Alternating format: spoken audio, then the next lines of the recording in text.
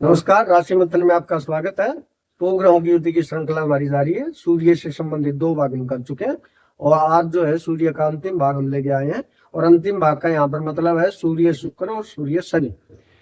सूर्य राहु और सूर्य केतु हम अभी नहीं करेंगे, क्योंकि राहु केतु की युति हम सबसे बाद में करेंगे। सारी युतियां होने के बाद जो है उसके अंत में हम करेंगे, क्योंकि वो एक अलग प्रकार की युति है। क्योंकि दीप्तांश उसके नहीं कहीं भी लिखे हुए हैं, आचार्यों ने तो इस युति का कोई उल्लेख भी नहीं किया है, तो हम अपने हिसाब से जो है उसकी चर्चा करेंगे। तो फिलहाल आज हम जो है शुक्र और शनि से संबंधित युति जो है सूर्य के साथ वो लेके आए हैं। तो सबसे पहले हम आते हैं सूर्य शुक्र की युति। तो ये 11 अंश पर बनती है। 11 अंश यानी शुक्र और सूर्य ये 11 अंश या उससे कम हो तो ये युति जो है वो बनती मानी जाती है, तो उसका असर जो है वो ज्यादा होता है। लेकिन ये जो अस्त वाला है कि भाई अगर मार्गी हो शुक्र तो 10 अंश पर वो अस्त हो जाता है, तो इसमें कुछ बच जाता है हिस्सा भाई। और वक्री हो तो 8 अंश। तो इस दौरान की अगर युति हो इसके अंतर के दौरान, तो वो जो है वो ज्यादा अच्छे परिणाम देती है। यानी शुक्र के कारक तत्व और सूर्य के अपना पूरा परिणाम देते हैं। उससे नजदीक या उससे ज्यादा दूर होने के बाद वो उतने अच्छे परिणाम नहीं आते हैं। अब हमारे जो ऋषि हैं उनके अनुसार जो है पराक्रमी माना उन्होंने कि भाई ये युति जिस किसी की भी हो वो पराक्रमी होता है, सुंदर होता है क्योंकि शुक्र है भैया, धनवान होता है तो सारी सुख सुविधाओं का मालिक होता है शुक्र। तो कलाविद यानी कोई न कोई कला का जानकार होता हो, चाहे नृत्य हो, चाहे संगीत हो, लेखन हो, कविता हो, कुछ भी हो, या फिल्म इंडस्ट्री में भी हो सकता है। तो कला के क्षेत्र में ये काफी परफेक्ट होता है। जनता का मनोरंजन करने में सक्षम, तो ये भी एक्टिंग के हिसाब से है, या कोई भी और जो है हास्य प्रदर्शन वगैरह इनमें मंच के ऊपर कुछ भी करने का, तो ये इसमें सक्षम होता है। शस्त्र चलाने में निपुण, क्योंकि भाई प्राचीन काल की पुस्तकें हैं तो उस दौरान जो है तीर वगैरह चलाने वाले इस टाइप के जो थे वो काम ज्यादा हुआ करते थे। तो उसमें आज के दिन हम कह सकते हैं कि अच्छा खिलाड़ी हो सकता है शूटिंग वगैरह में, या इंडिविजुअल जो गेम होते हैं, व्यक्तिगत जो खेल होते हैं जिसमें थोड़ी तकनीक की जरूरत होती है, तो उनमें निपुण हो सकता है। तीरंदाजी इन्होंने फिर लिखा कि उस टाइम पर यही खेल थे सभी का प्रिय, क्योंकि इसका स्वभाव बहुत विनम्र होता है, तो सभी का प्रिय होता है। सभी सुख सुविधाओं वाला, अगर ये बड़ी आयुति है तो जीवन में किसी प्रकार की जो है इसको आवश्यकता जो सुख सुविधाओं की होती है, घर की है, मकान की है, गाड़ियों की है, सब होती है इसके पास। भोगी होता है सुखी पारिवारिक जीवन, यानी अगर ये युति बढ़िया बनी हुई है तो इसमें कहीं कोई कमी नहीं है, बढ़िया से बढ़िया ये युति कहलाती है। और जो पृथ्वी ने माना है वो उनके थोड़े अलग विचार है भाई। तो उन्होंने ये माना है कि ये पंचम भाव, नवम भाव और दसम भाव, इसमें अगर ये मौजूद हो, ये दोनों के दोनों ग्रह या ये युति इन 3 भावों में बढ़ रही हो तो ही अच्छे परिणाम होते हैं, उसके अलावा इतने अच्छे परिणाम नहीं होते।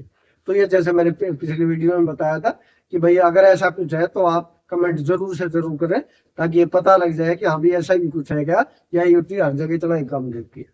अब जो है अगली युति हमारी सूर्य और शनि की। तो ये जैसा कि सभी को पता है कि ये दोनों शत्रु है मेरे, तो और ये शत्रु जब इकट्ठे होते हैं तो क्या करते हैं, तो उसमें हम वही चीज पहले तो देखेंगे कितने अंश पर बनती है। तो क्योंकि जो है सूर्य के दिक्तांश 15 है और शनि के जो है वो 9 है, तो 24 और 12 अंश यानी आधा कर दिया। तो 12 अंश या उससे कम में हो तो युति बनेगी, लेकिन ये अस्त तो पहले हो लेता है, यानी 15 अंश नजदीक आते ही तो अस्त ही हो लेता है। तो ये थोड़ा जो ये ऐसी युतियां हैं, यानी कि जो जैसे मंगल की युति थी वो भी 17 अस्त हो लेता है, और इसमें तो ये युति थोड़ी सी अलग प्रकार की है। यानी इसमें सूर्य जो है वो अपने अच्छे परिणाम देता है, लेकिन शनि जो है उसके परिणाम थोड़े विकृत होने की संभावना बढ़ती है यहाँ पर। अब जो आचार्यों ने क्या लिखा है इसके बारे में, कर्तव्य के प्रति सजग, क्योंकि ये तो उसका काम ही है भाई।